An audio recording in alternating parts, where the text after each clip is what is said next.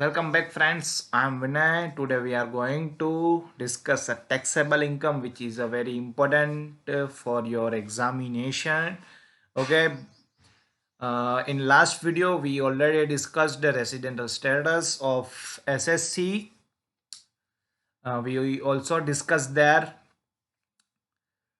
Basic condition and additional condition. So आपने अभी तक वो वीडियो नहीं देखा तो प्लीज़ जाके देख लो, देन इस वीडियो पे आना, क्योंकि आप उसको इजीली रिलेट कर पाएंगे. ठीक है, तो यहाँ पे कंडीशन दी है. फर्स्ट, इनकम रिसीव्ड और deemed to be received in India whether earn in India और एल्सवेयर. यानी ये पॉइंट ऐसा कहना चाहता है कि इनकम रिसीव्ड इंडिया में होना चाहिए, बाकी वो कहीं से भी हो, पाकिस्तान में से भी हो या फिर अमेरिका में से भी हो या फिर कनाडा या फिर बांग्लादेश, कहीं से भी हो. Received in India, received in India जहाँ पे भी दिखे समझ जाना कि तीनों में टैक्सेबल होगा. Residential, resident, not ordinary resident and non resident. यहाँ पे ऑर्डिनरी रेसिडेंट आएगा. और ठीक है, तो फिर थोड़ा करेक्ट कर लेना, ये ऑर्डिनरी रेसिडेंट आएगा. ओके,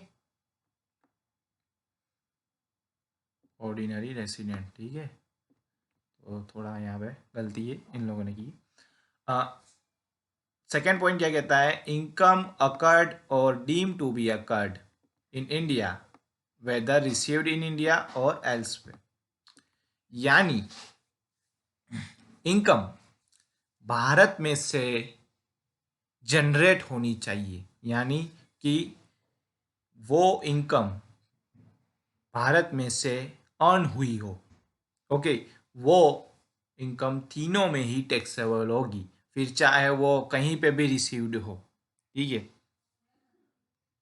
टैक्सेबल, ऑर्डिनरी रेसिडेंट में भी टैक्सेबल, नॉट ऑर्डिनरी रेसिडेंट में भी टैक्सेबल और नॉन रेसिडेंट में भी टैक्सेबल होगा. ठीक है. थर्ड पॉइंट क्या कहता है?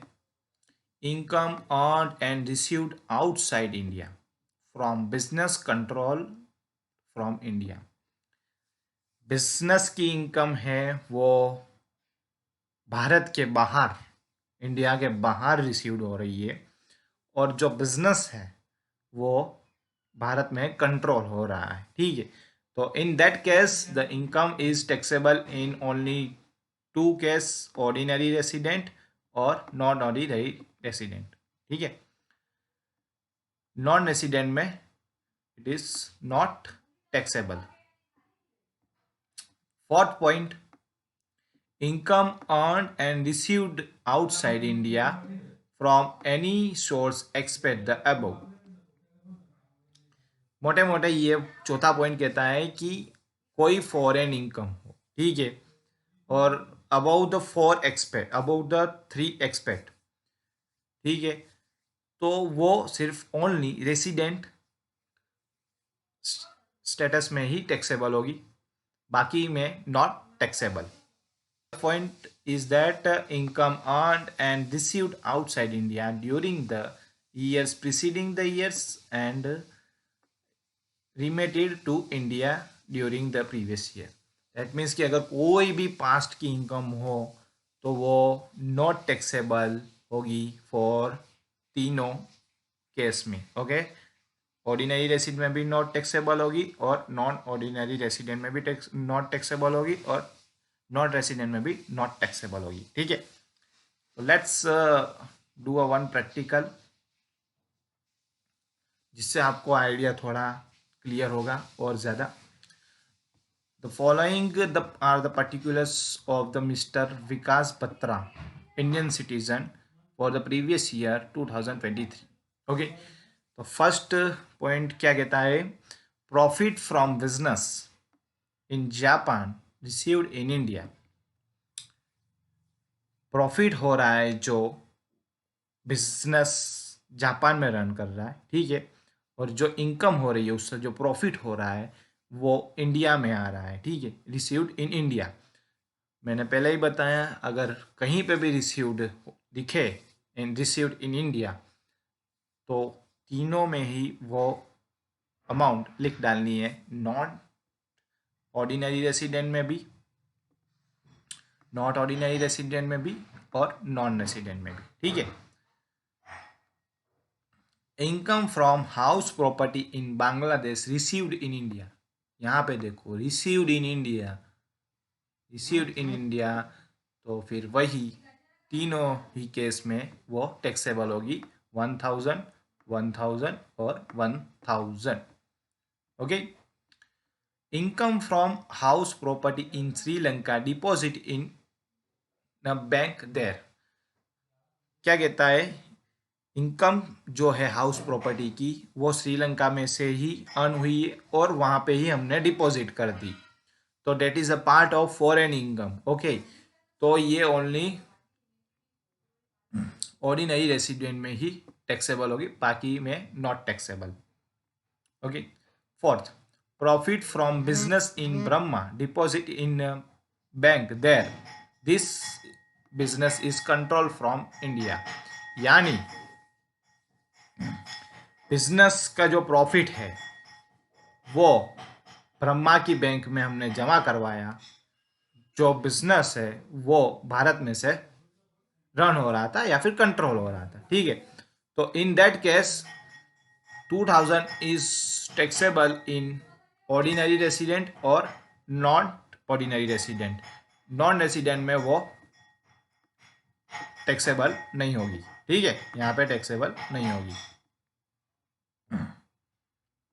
Occurred in India but received in Malaysia,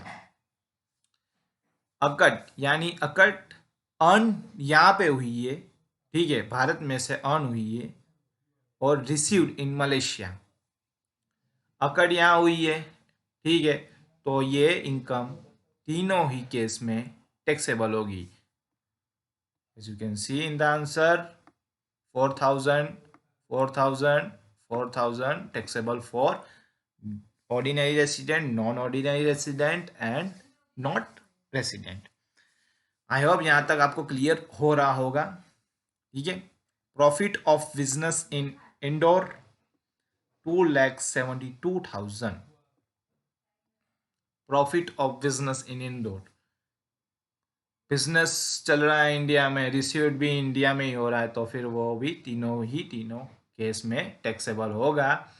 2,72,000, 272 और 272 is taxable for ordinary resident, not ordinary resident and non-resident. Okay, what is the 7 point? Past untaxed foreign income brought into India during the previous year. Okay, अगर past की कोई भी अनटैक्स्ड income है, ठीक है, तो फिर वो टैक्सेबल नहीं होगी, जो फॉरेन में से हो, स्पेसिफिकली मैं यहाँ पे बता रहा हूँ, जो फॉरेन में से हो, जो फॉरेन इनकम हो, तो वो यहाँ पे टैक्सेबल नहीं होगी, वहाँ पे आपको नॉट टैक्सेबल रखना है या फिर नील। ओके, सो ये नील और नील, ठीक है। तो फिर आपको इन सब का टोटल कर देना है, यहाँ पे लिखना है टैक्सेबल इनकम फॉर दैट और फॉर दैट। आई होप कि आपको ये वीडियो पसंद आया होगा और कुछ नया जानने को मिला होगा। Okay, thank you so much for watching this video. Tata, bye bye.